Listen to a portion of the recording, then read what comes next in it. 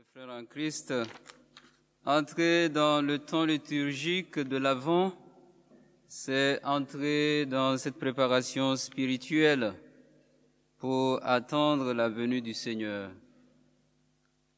Il s'agit de la venue et plus précisément pour nous chrétiens baptisés du retour du Seigneur, car il vient pour sauver son peuple.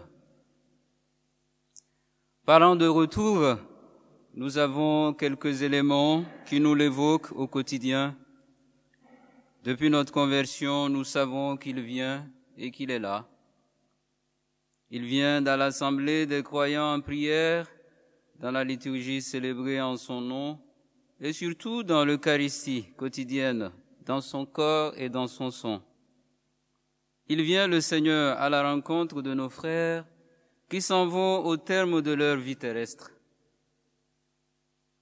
Il vient pour eux, comme il a dit, « Quand je serai allé vous préparer une place, je reviendrai vous chercher. Sinon vous aurais-je dit qu'il y a beaucoup de demeures dans la maison du Père. » Mais avouons que ce sont bien là des venues mystérieuses. Nous n'en sommes témoins que par la foi, car cette venue reste cachée à nos yeux de chair, autant dans la rencontre avec ceux qui s'en vont que dans sa présence dans la liturgie ou sous les apparences du pain et du vin. Il est caché, celui qui vient. L'attente de l'Avent, c'est une chose extraordinaire. Pour la comprendre, il nous faut même revisiter toute la Bible. Il n'y est question que d'attente, de rendez-vous finalement. Il y a 1000 formes d'attente qu'on pourrait rencontrer dans le détour d'une page ou l'autre de l'Évangile et de l'Ancien Testament. Des attentes qu'on aimerait qu'elles durent encore parce qu'on n'est pas trop pressé. Des attentes redoutées tant on n'aimerait pas paraître au grand jour. Il y a aussi des rendez-vous manqués, des détours pour ne pas rencontrer. Et depuis l'aube des temps, l'homme fuit la face de Dieu. L'homme pécheur redoute la rencontre avec Dieu. Même aujourd'hui, si nous regardons bien, certains aimeraient ne pas savoir qu'il faut attendre le retour du Christ. L'attente des justes n'est que joie, mais l'espérance des méchants périra, nous dit le Proverbe 10. Qui sont donc ceux à qui le Seigneur, le maître de la maison, a laissé les consignes que nous avons entendues? Est-il seulement question des croyants ou de tout homme? Il semble qu'il doit être question de tout homme. Les serviteurs sont ici anonymes dans ce texte. Et dès la venue de chacun en ce monde, quelle que soit la vie que nous menons ensuite, n'y a-t-il pas en nous l'angoisse de son terme? Que manifeste cette angoisse sinon l'intime sentiment qu'on a des comptes à rendre un jour, si ce n'est à quelqu'un, au moins à la vie? Je le dis à tous, veillez. Personne n'a donc droit au sommeil. Nous ne pouvons pas dormir, car l'Évangile ne ment pas. Il est à la fois un profond réconfort et en même temps un grand tourment qui nous empêche de nous endormir. L'Évangile est subversif. Il vient nous inciter à la conversion. Voici que je me tiens à la porte et je frappe, dit le Seigneur dans l'Apocalypse. Le Seigneur vient, mais il faut qu'il nous fasse revenir aussi. Nous l'avons entendu dans le psaume. Fais-nous revenir, Seigneur notre Dieu, et nous te reviendrons. Et on se demande bien, d'où faut-il que nous revenions?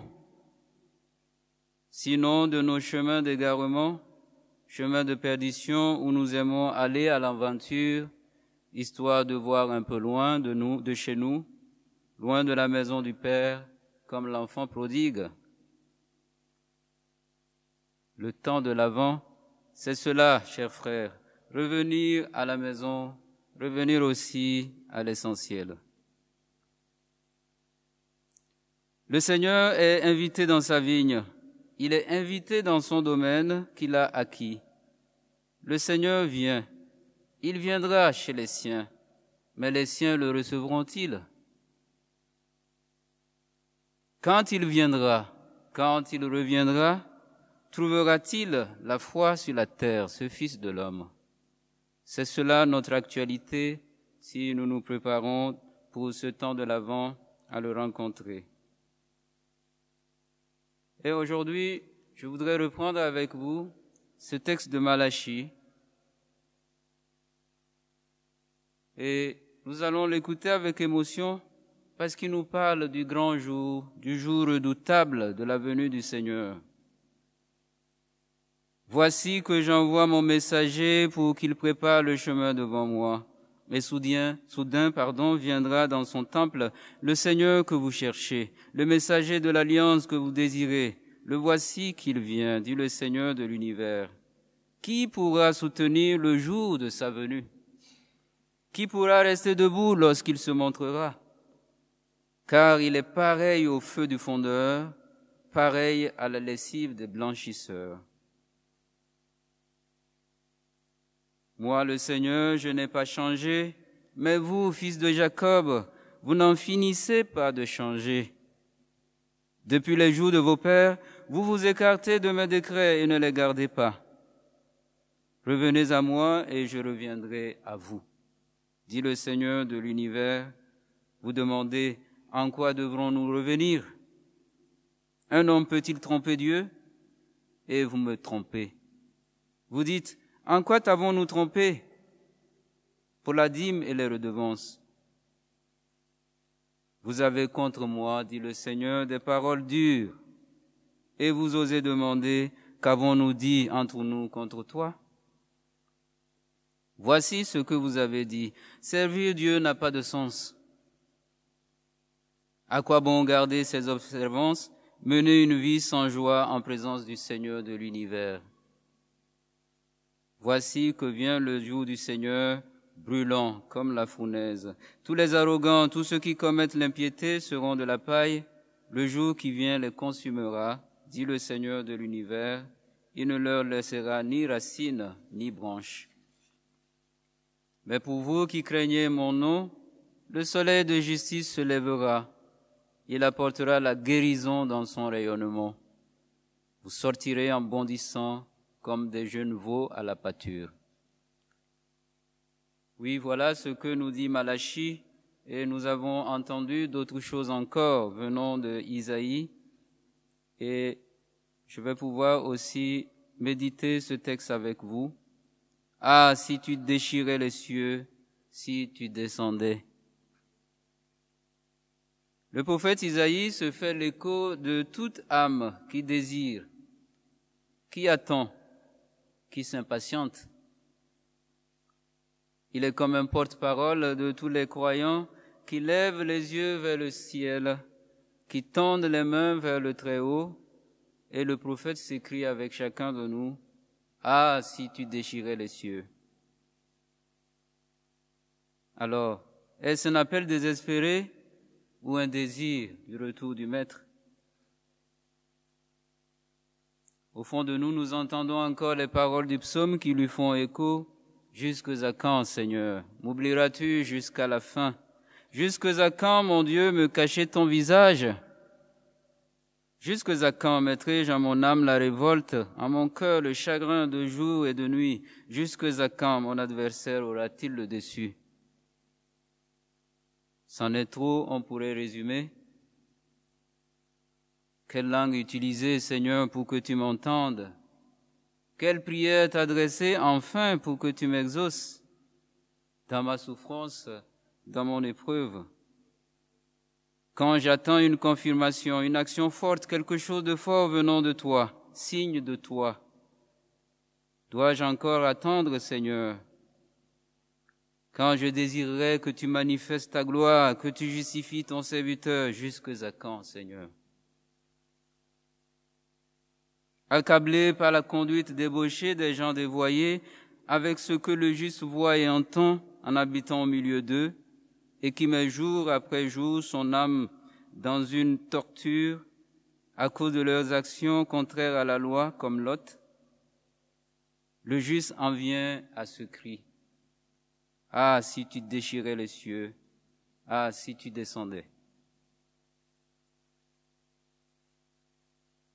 Aujourd'hui, l'Église nous donne ce texte pour qu'il fasse écho avec tout ce que nous vivons et entendons autour de nous, avec tout ce qui se joue dans nos cœurs, avec cette attente désespérée pour nous dire une seule chose qui est certaine, le Seigneur vient. Le Seigneur nous dit, je l'ai fait, je le fais et je le ferai, puisque je suis là jusqu'à la fin des temps.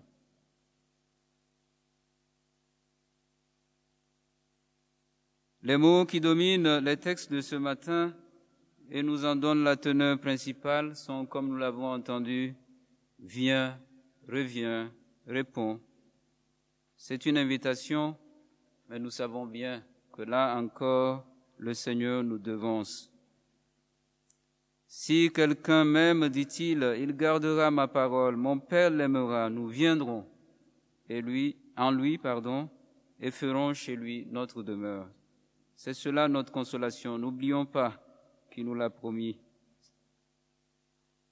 Moi, Jésus, j'ai envoyé mon ange pour vous attester ces choses dans les églises. Je suis le rejeton et la prospérité de David, l'étoile brillante du matin. L'esprit et l'épouse disent viens, et que celui qui entend dise viens, et que celui qui a soif vienne, que celui qui veut prenne de l'eau de la vie gratuitement. Apocalypse 22. Alors demandons aujourd'hui cette grâce. Nous sortons peu à peu peut-être du confinement. Que le Seigneur nous donne la grâce de demander plus, de demander qu'il vienne transformer la face de la terre.